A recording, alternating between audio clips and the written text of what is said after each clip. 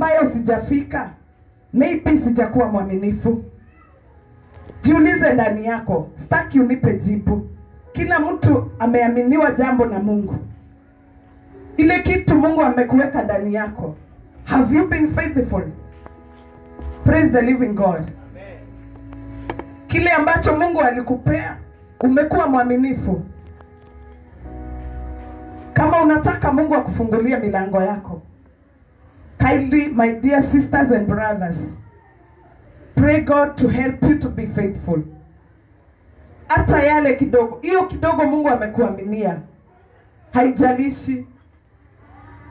Tujiulize kila moja, have I been a faithful servant before you, Lord?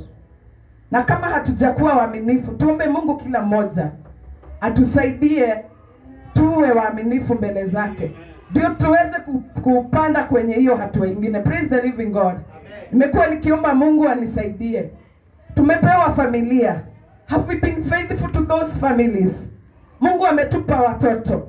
Tumekuwa waaminifu katika kulea wale watoto na njia ambazo zimefaa. Praise God. Umepewa kazi. Have you been faithful to that work? To that job that God has given you? Maybe Mungu amekuwa akikupima ndio akubariki na kazi yako. Have you been faithful to that?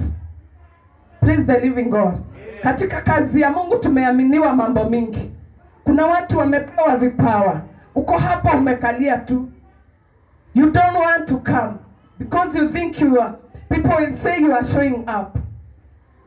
Praise the living God. Amen. Maybe hiyo ambayo umekalia, hiyo ambayo umeficha, ndio imekufanya usipelekwe hatua nyingine. Praise the living God. Amen.